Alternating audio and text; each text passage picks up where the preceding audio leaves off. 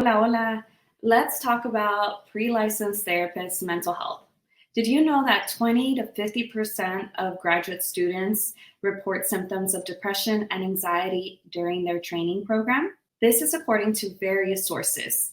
Compared to the general public, graduate students are 6 times more likely to experience depression and/or anxiety. For the Latinx community, various factors such as support and pressures from family, poor work-life balance, perfectionism, and being overworked increases the chances of mental health struggles. Poor mental and emotional well-being leads to burnout and compassion fatigue for many therapists. And it also becomes difficult to recover from these once it is experienced. Good mentorship, good supervision, access to therapy, supportive and flexible environments are factors that begin to help to combat some of these mental health struggles while also building necessary skills for pre-licensed therapists. In this episode, we are going to discuss the challenges of pre-licensed therapists through their stories, what was helpful during their times of transitions, how one received accommodations for her licensing exam, and the experience that she went through for that, and how they have taken care of their mental health throughout their journey. Plus, a few resources will be shared. We have 2 guests today that are very special to me, and you'll hear why shortly. Our first guest is Jennifer León Salinas. Jennifer is an undocumented first-generation immigrant from Michoacán, Mexico. She is a bilingual, trauma-focused marriage and family therapist associate who graduated from Mount St. Mary's University in 2021, and since then has specialized with BIPOC young adults, undocumented folks, first-gen college students, and Latinx mixed status family dynamics. Jennifer is trained in EMDR and IFS Level 1. Being a DACA-mentored associate, she had to learn so many things herself with limited minimal aid. This helped her decide her non-negotiables when it came to finding a job, supervisor, and schedule where she didn't have to continue sacrificing her mental health, community, or identity. Her experience as an associate has ranged in community mental health, the nonprofit area, and currently she is at my private practice. She is close to finishing her hours. Jennifer is also the founder and creator of Mujeres en Psych, a national platform for students and professionals in psychology to network, share advice, receive guidance, and highlight their own experiences to inspire women of color through representation in a field that is largely white-dominated. Our next guest is Rubí Vásquez. Rubí is a Salvadorian licensed marriage and family therapist in California as well. She graduated from Cal State Northridge in 2020, and she came to the United States at 19 years old from El Salvador. She started to learn English then, and after 2 years, she went to community college where she pursued her love for music that led her into the field of psychology. She was told by a teacher once that she would most likely not pass her exam because she spoke English as a second language, which increased her anxiety. And in 2023, Rubí passed her licensing exam on her first try. She is trained in DBT, TFCBT, Nurturing Parenting, the 7 Principles for Making Marriage Work, and Gottman Method, Levels 1 and 2. Upon licensure, Rubí transitioned from my practice into her own virtual private practice called Changing Cycles Counseling, where she specializes in treating couples issues as well as treating trauma, depression, and anxiety in individuals. Rubí is the host of a podcast as well, Cambiando Ciclos, in Spanish, with the purpose to provide information about mental health and changing unhelpful generational cycles in the Latinx community. Let's bring them in. This is Jennifer, and here is Rubí. Welcome, Jen and Rubí. Both of your journeys has been incredible to not just witness, but I think for others to also learn from. I think both of you are excellent leaders out there, and there's various forms of leadership. The hope for this segment, everybody, is for you all to hear their stories, including the strengths and the challenges, and have folks that you can look up to as well.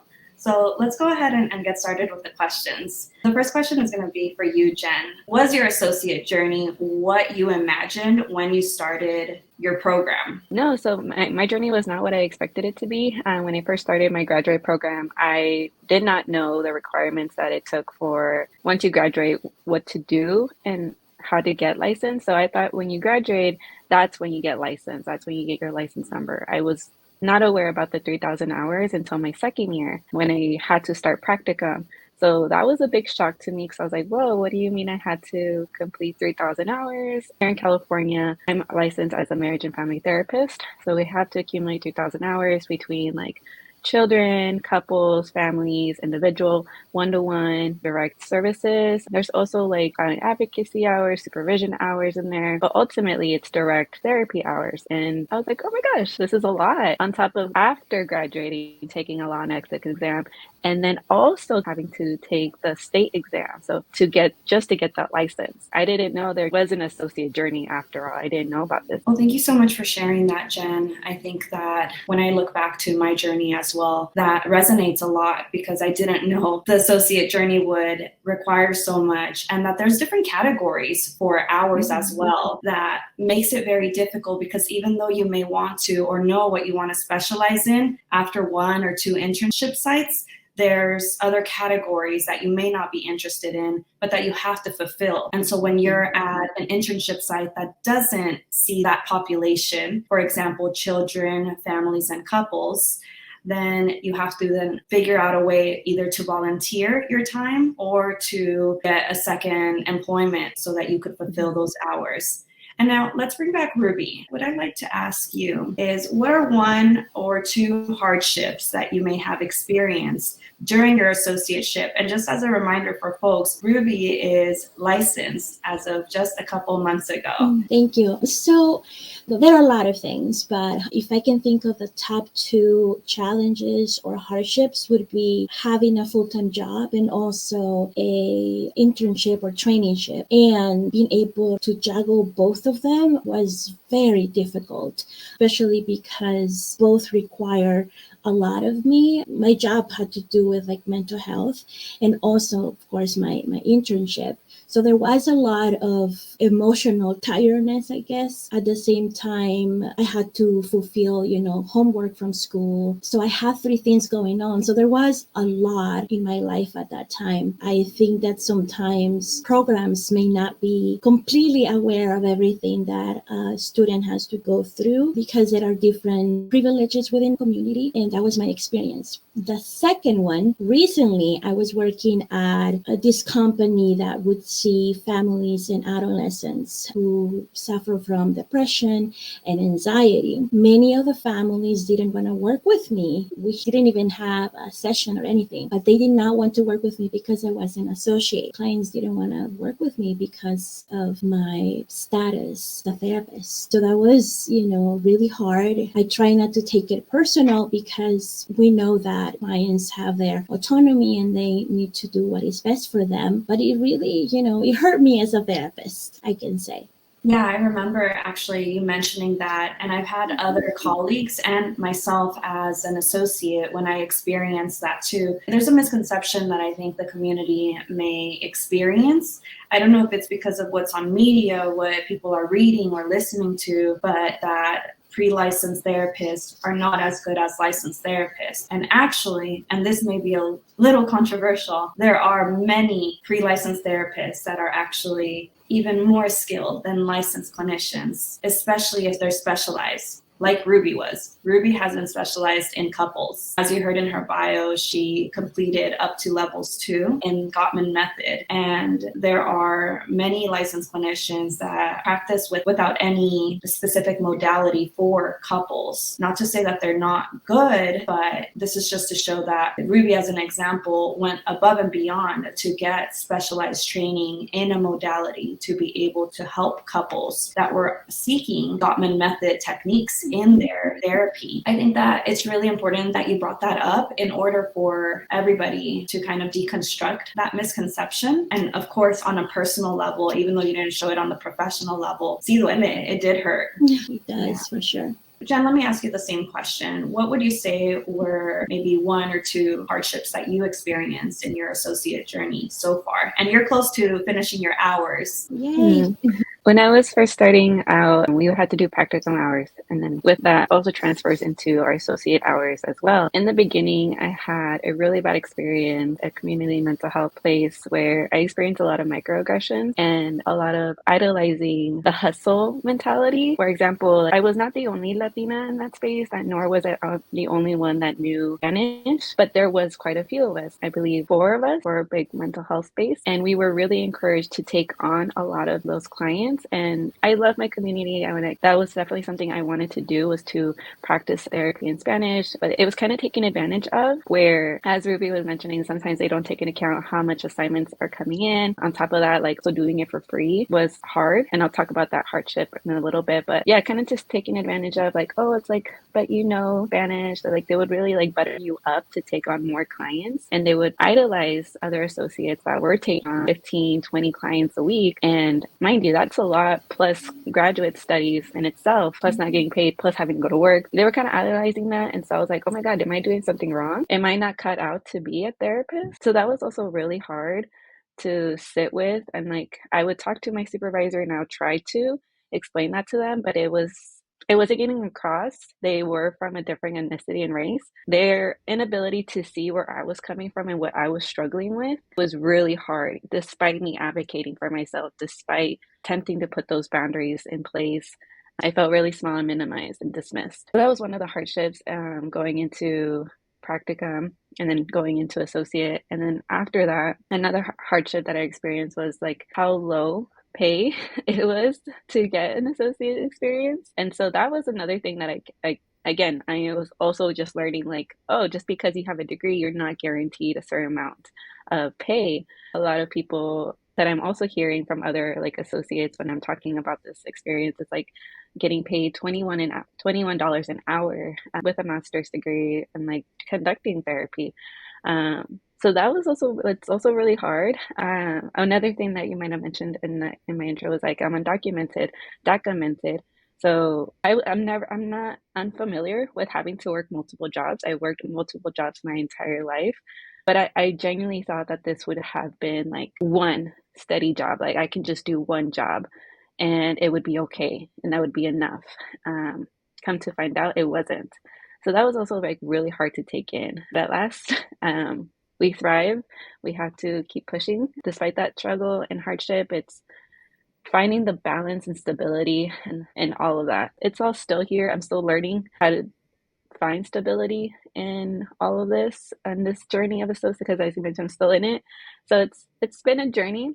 It was really, really hard in the beginning. It's a lot better now, but it's still bumpy here and there. Yeah, that's definitely a long journey. And I think we're not prepared enough for all those discriminatory bumps, because that's essentially what it is, and inaccessible bumps where they're not really taking our mental health into account. And it's an ugly experience overall. I mean, there's definitely beautiful moments from it. For me, the most rewarding was working with the clients and being at the organizations that. I think for including when I heard Ruby talk about her experience in supervision, that is what drove us all and continues probably to drive most of our colleagues. It's working with the community directly, not within the system, the agencies, not the pay, definitely, but it is the people that we are helping. And Ruby, when you took your test, early 2023 is when you were kind of mentally and emotionally preparing for it.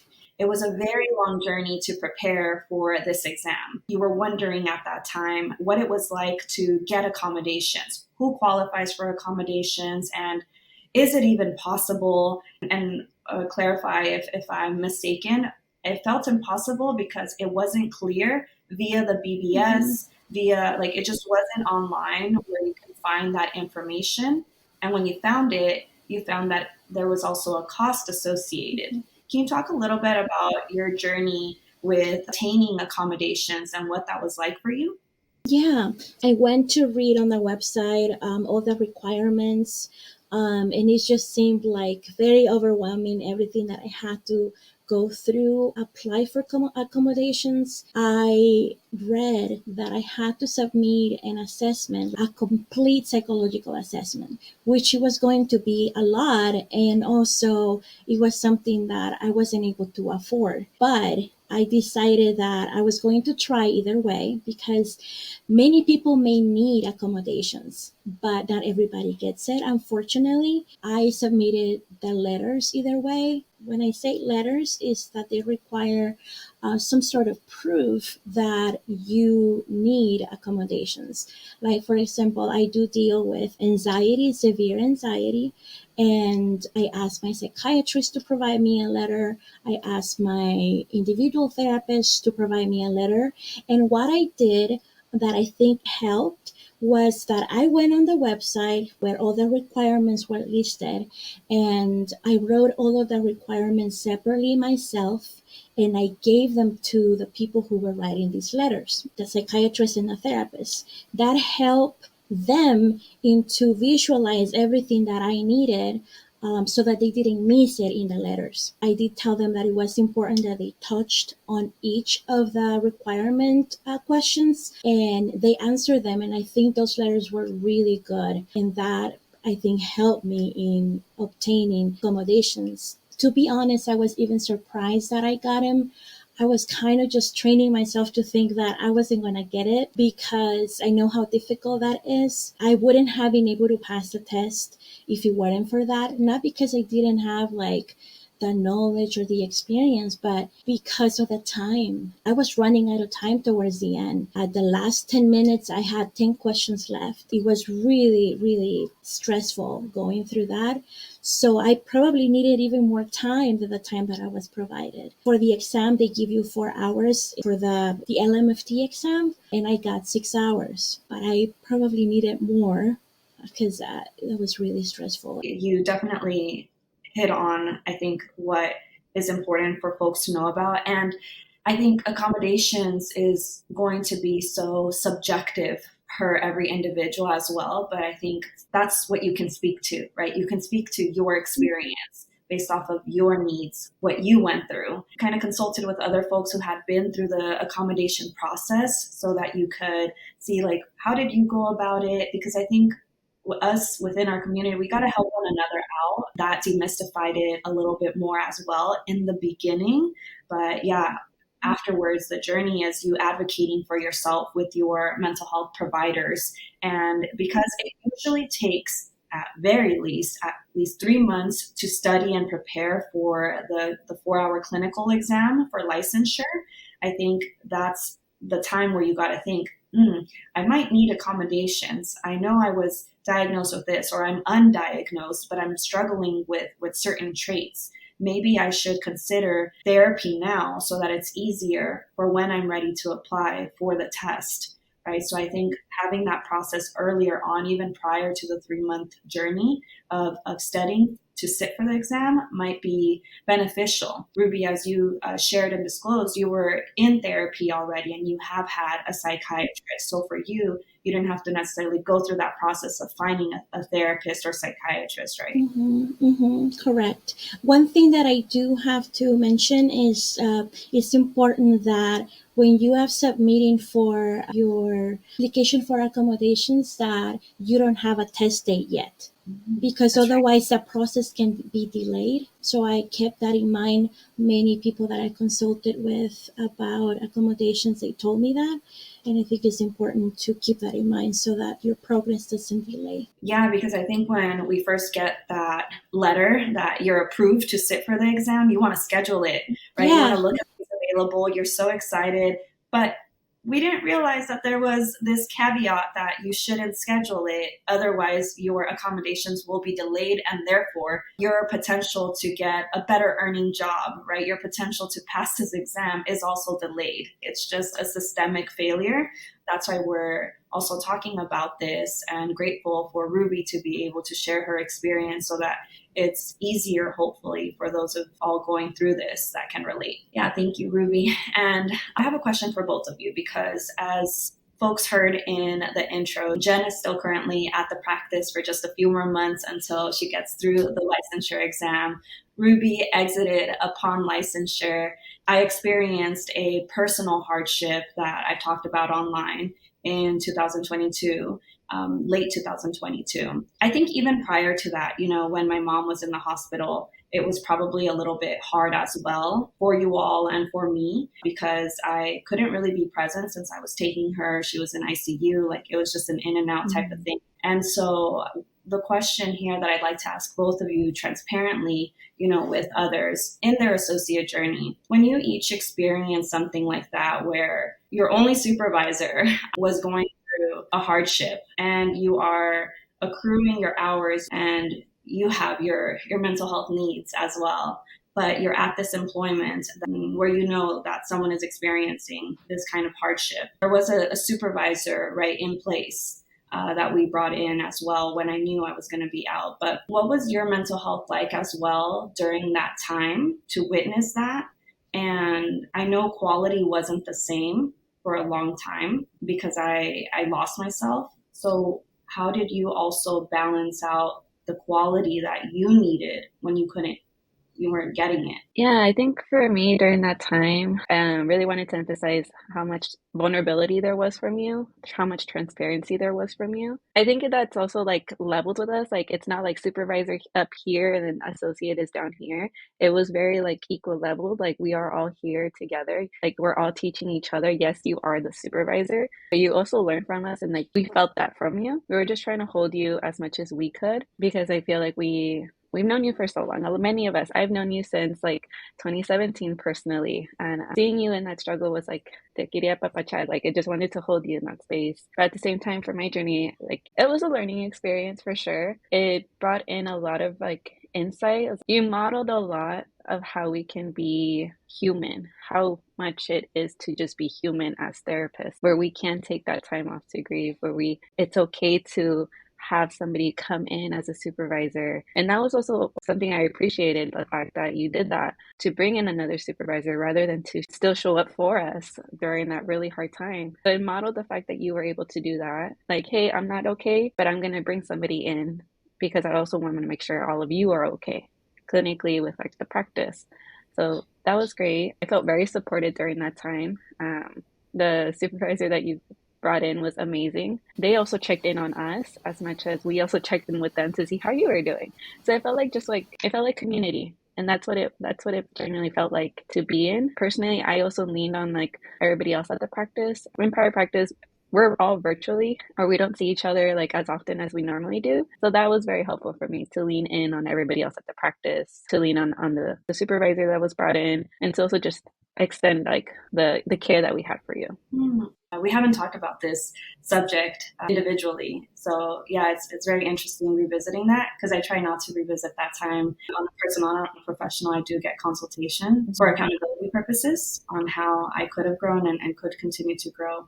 Rubí, same question for you. What was that experience like for you as well? I gotta say that there weren't any concerns at that moment except how you were doing at the time, because even though you went and did what you have to do to grieve and to that process, you left us in good hands.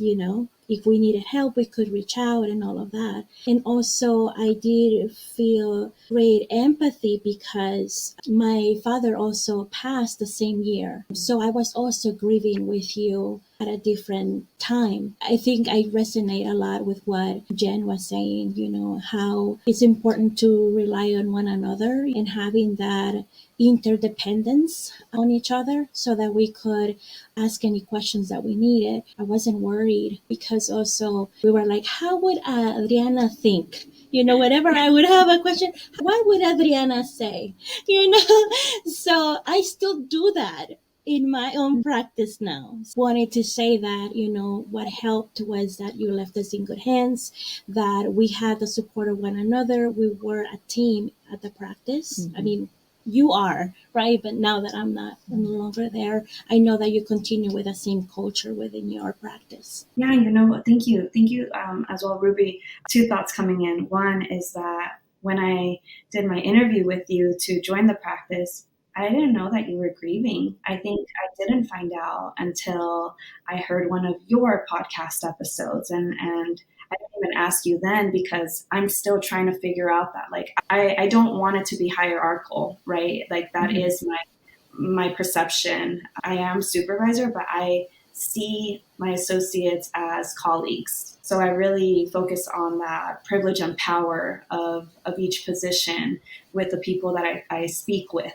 Because yes, like you said, Jen, we are all learning from each other. And so for you, Rubí, one thing I was like struggling with is like, when can I ask that question of from your grief? Nunca se pudo because then, starting June, my life was just like bam, bam, bam, bam, bam, thing after thing. But I appreciate how you did approach me with that experience. Well, see, that could be a whole other episode, but all to say is that there were definitely structural changes that came afterwards as well, right? Because we had been doing group supervision since Jen started for a long time. But what I had capacity for at that point was individual supervision afterwards, because I also sensed that there was fatigue going on from the group meets. And there was definitely an energetic difference positively when I started meeting individually with you each. Capacity changes when experiences happen, and it's really important for everybody to talk about it. So for me, I made that kind of clear for you all that there were going to be changes upon my return, and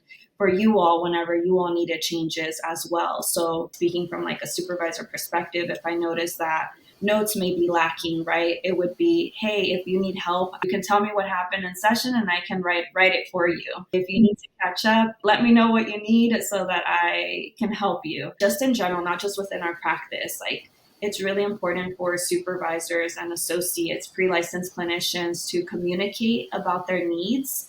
And yes, for those supervisors, like I know graduate school puts us in this little box and we have supervisors that are very much by the rules, but it's really important that we're in mental health. Like we just have to keep each other's mental health into account. That doesn't mean that, on an associate level, you can be over 100 notes behind. Tampoco, no se pasen, but,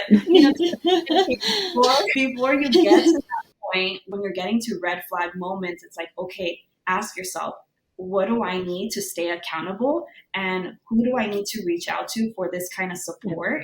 Because at that point, that's when problems start happening, right? And so I think that it's definitely a dual relationship from the start to finish. And you have to continue seeing what works for, yes, you, but also for others, and communicate. I think that's worked for all of us, like our relationship here that you see, it's like, communication, sometimes even if it's uncomfortable.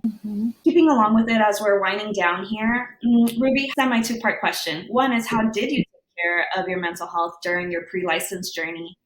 And is it still the same today? First of all, yes, it is the same today. Few people know that I do sing. I sing classical, and I do that as a way of relaxation. It's very therapeutic for me. I cannot function without it, and I have to do that every day, even, if it's just for 5 minutes.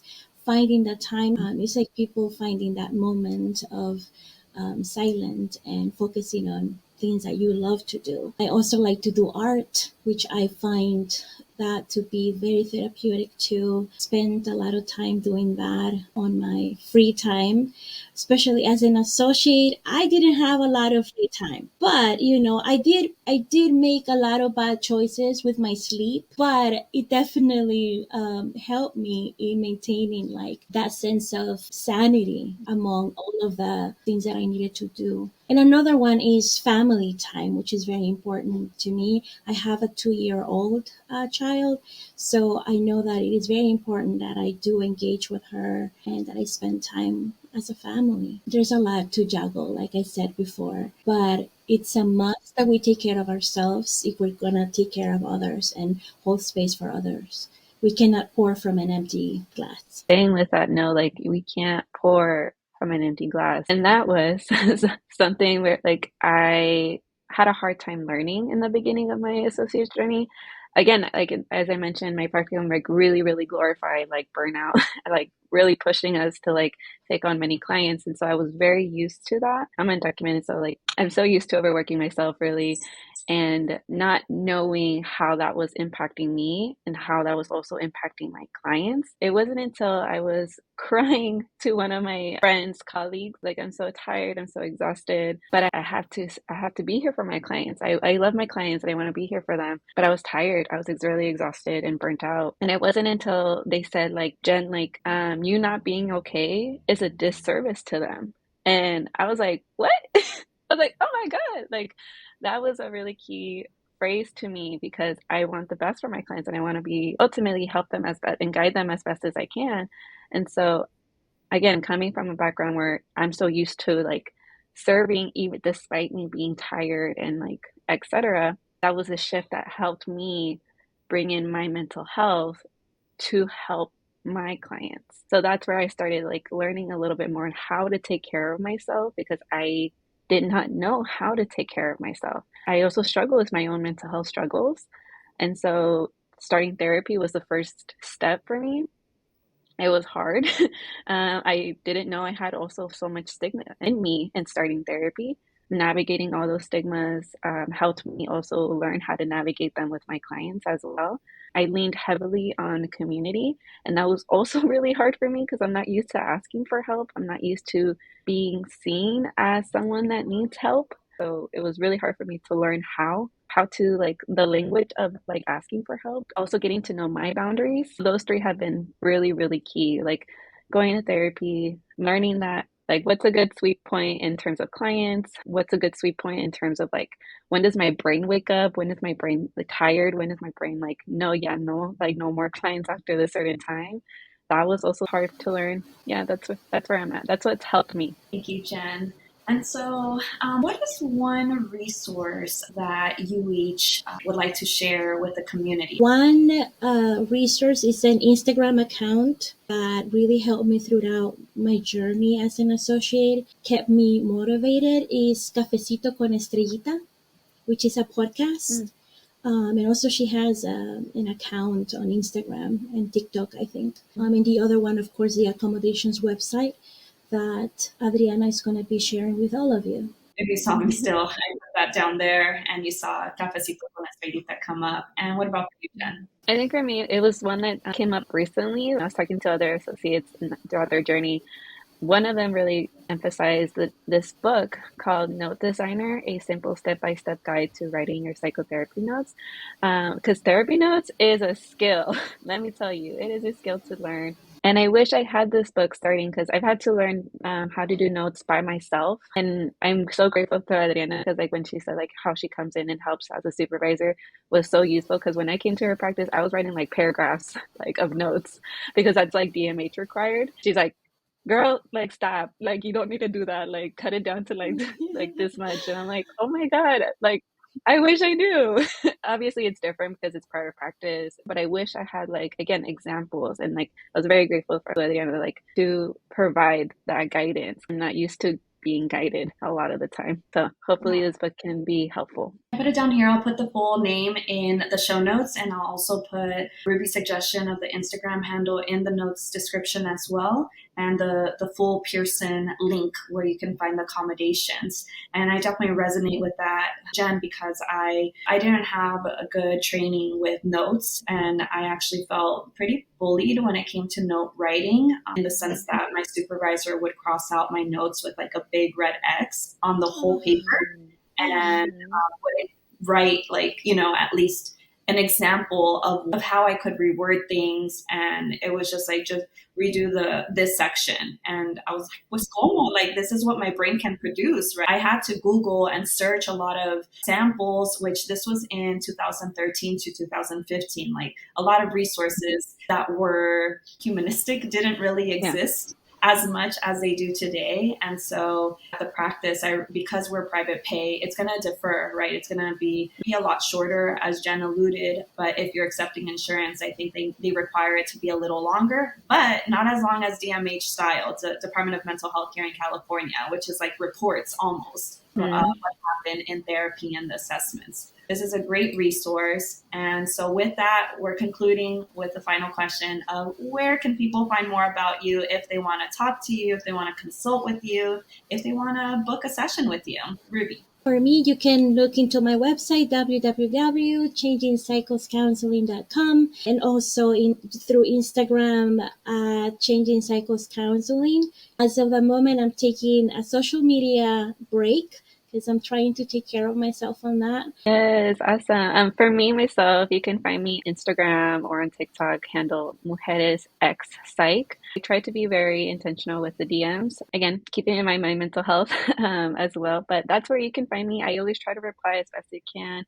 You can also find me still at Latina Therapists. I'd love to be there at emdrandtraumatherapy.com. And also, we are only working with clients in the state of California. Yes. Yeah. But if you're also outside of California and seeking a provider, we have a directory here, latinxtherapy.com. You can search up for a provider in your state.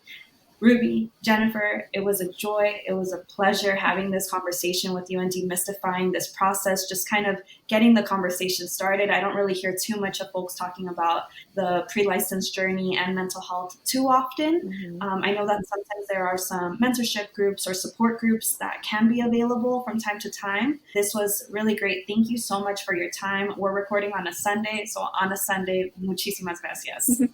Gracias a ti por invitarnos. Thank you. Igual, muchas gracias.